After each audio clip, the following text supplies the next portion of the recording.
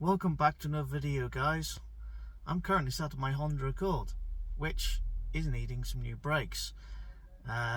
This particular car has had vibration in the front brake discs for a little while, and I've finally got round to getting some new discs and new pads to go on.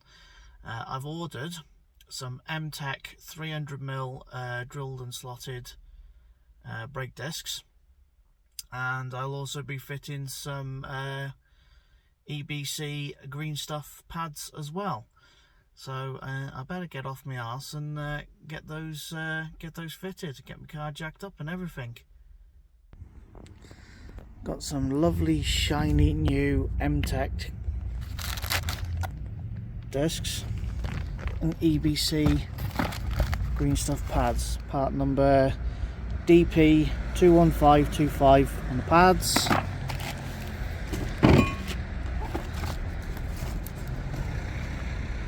and PN 1336 on the discs.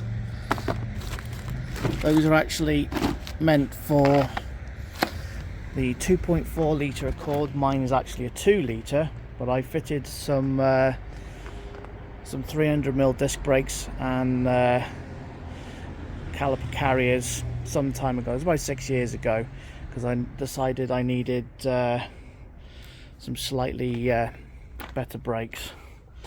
Those are actually Civic Type R FN2 alloy wheels. They're painted in some kind of metallic grey. I will be getting those redone at some point.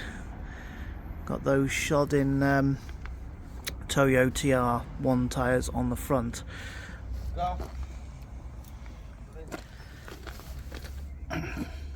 The discs themselves aren't bad, they're actually really good, but the trouble is that they are warped. Pads, can't really see them at this angle, there's a bit of meat left on them, but there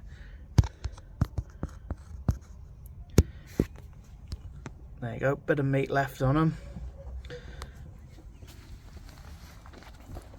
But they could do with changing, because if you're going to change the discs, you might as well change the pads with them as well.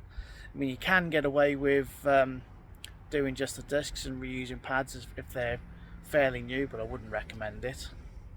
So let's get this car jacked up and these discs changed. Naturally, while the car's on the ground, now is a good time to get the locking wheel nuts off, if you've got them.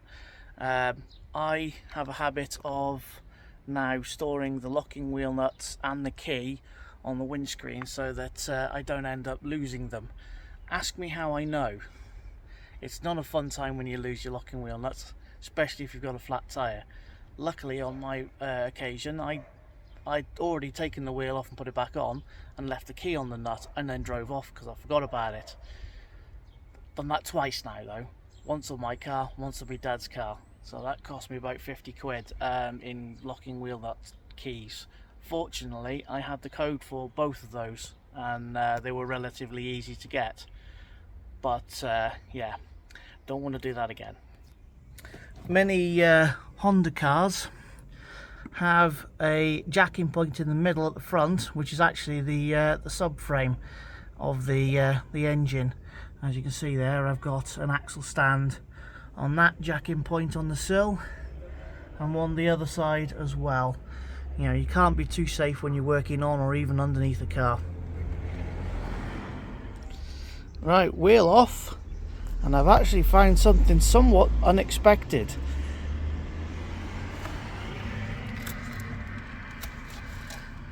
The anti-roll bar link on the driver's side is no longer connected, so there's something else to fix while I'm here. But there we go. Let's start getting into these brakes while I've got everything ready. This here is also a very handy tool to have. It's an impact driver, not a wrench, a driver. The idea being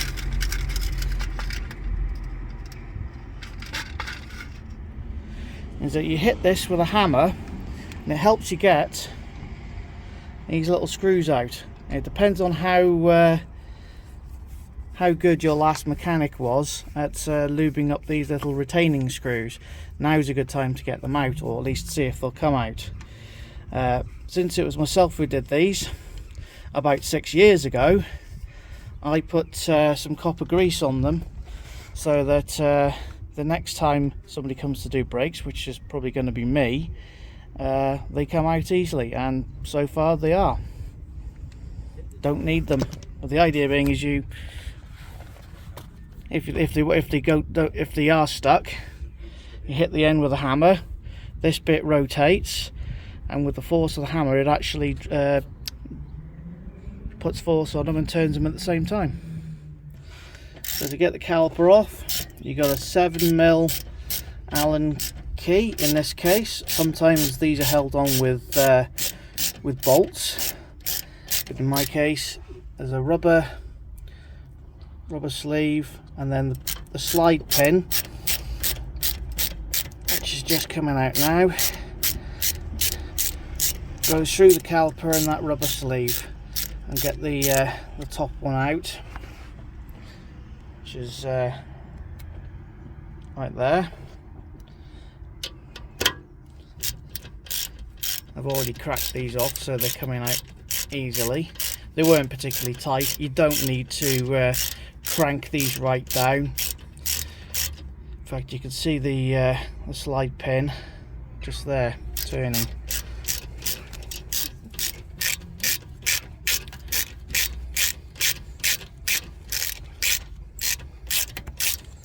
What I sometimes do is I use the ratchet and put a little bit of force on to help them slide out.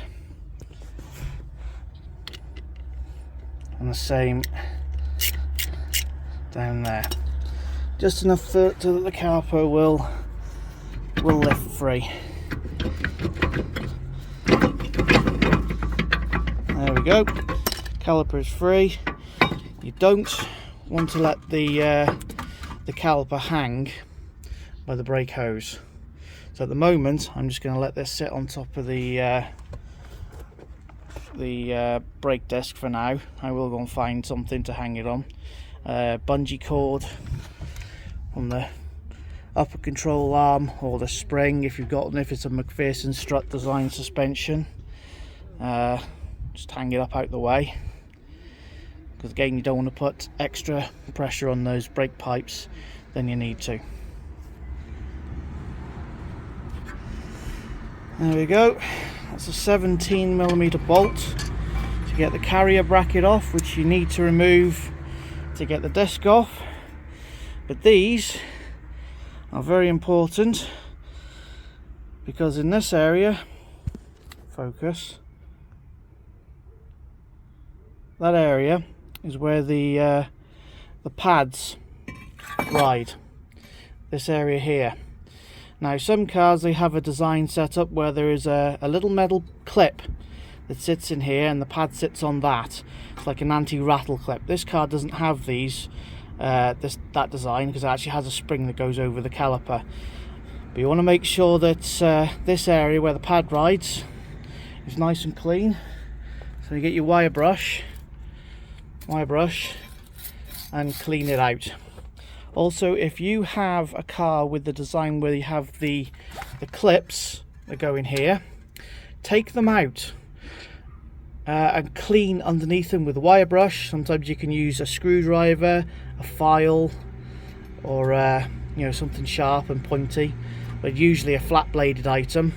Chisel will do it, but clean them out, because what happens is that rust builds up on this bracket underneath the shim or the clip, and rusts, and it's known as rust jacking, because what it does is it builds up and it expands and causes the brake pads to get jammed in here, and sometimes the brake pads will stick on the outside, and the only braking force is coming from the caliper pushing on the inside of the disc, and then that's why you start getting things like spongy brakes, or your car starts pulling to one side, or you might even fail an MOT because of brake issues. But definitely clean these guides out.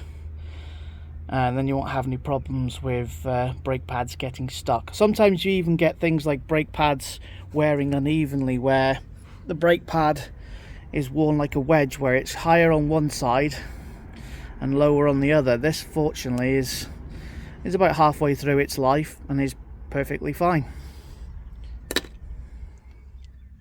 After a little bit of a fight, I've got the anti-roll bar link off.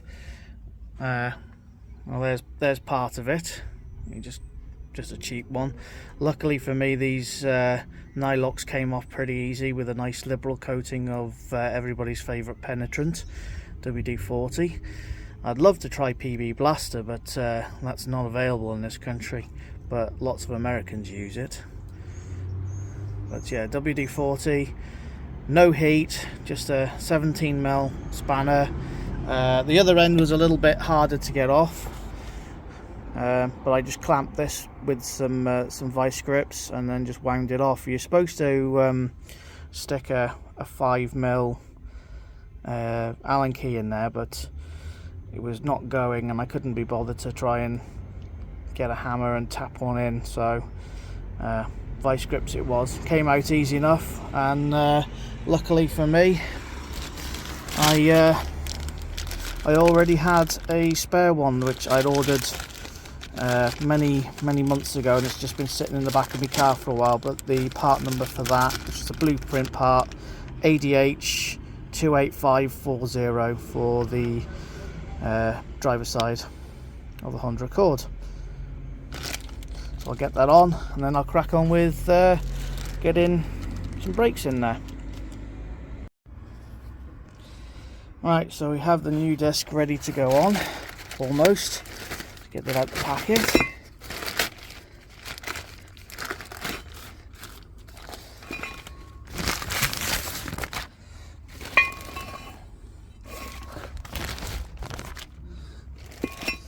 Right, so we need to give this a bit of a clean.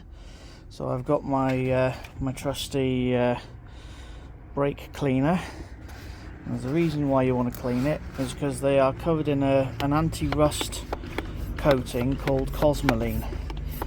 So you need to clean this off with brake cleaner before you put the discs on, and then ideally once you've put everything back together, clean them again with some brake cleaner, gets it all off.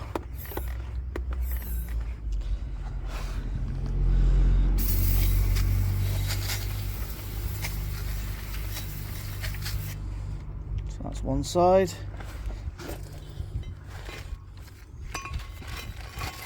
Because naturally you've got mucky fingers like I have, and you don't want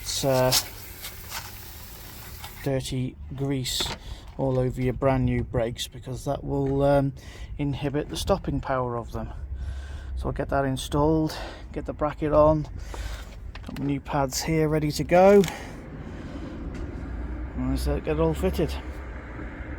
Oh, I've also got, where is it, a tool here for winding the piston back of the brake caliper. That slots in, you ratchet it up, and it pushes the piston in squarely.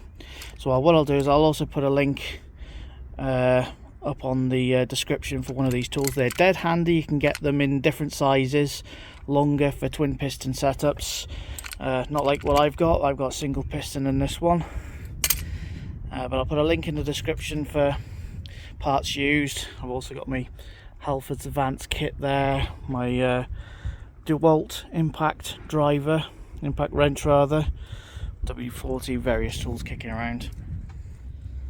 Right, I've got the caliper wound all back using my handy dandy tool.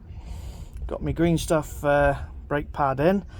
I've even used a bit of ceramic brake grease there on the sliding surfaces. I've done that as well on the other pad when I install it.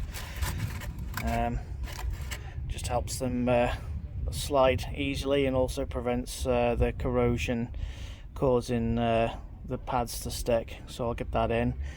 I would paint the calipers today, but unfortunately I don't have time. I'm one of those who likes to see red calipers, but yeah, I haven't got time to do that today, so it'll be another little job for in the future, painting those. I've got a drive shaft to change as well at some point. Brakes are more important. The reason being is, you see this this rubber donut here, that's got a metal sleeve on it that's pressed onto the drive shaft. And what happens on Hondas is that when the rubber starts breaking down, the water gets in between the metal sleeve and the drive shaft and wears it down to a taper. Then the drive shaft has a tendency of snapping, especially under load. So then you end up being stuck somewhere, usually at a junction or a roundabout. Another popular thing with Hondas as well, ball joints, especially the lower ones. If you're ever gonna get a Honda, change them out straight away. If it's an older one, but change them out with genuine ones if you can afford it. They're usually around 85 and 90 pounds each, or some 555 ones. Don't use like 15 pound cheapies from eBay. They don't last. You'd be lucky to get 10 months out of them before they snap and then your wheel falls off, which is not fun.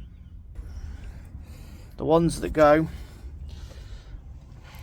are these bottom ball joints here, and they have a tendency of snapping, separating in here, because the design of this suspension is they're constantly under tension, and yeah, it just pulls them apart. So you don't want that, don't want them snapping. Alright, all together now. Oh, I've got oil on my grease on my hair. I know what that is. I have a tendency of rubbing my head. Brakes are all together on the driver's side, so about to start on the passenger side now. But there we go.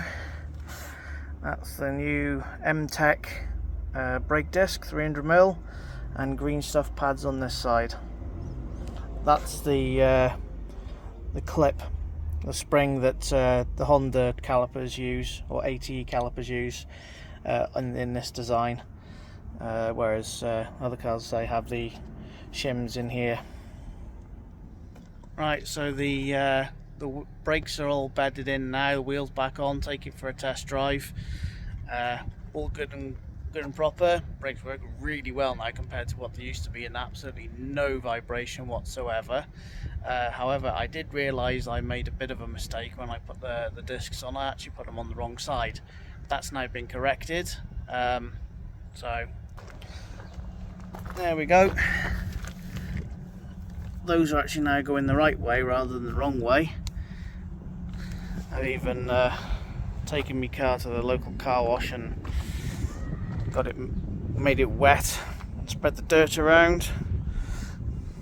Yeah, I know she's getting on a bit now. She's 20 something odd years old, 22 years old. I still try and look after her, but she's definitely worthy of that now.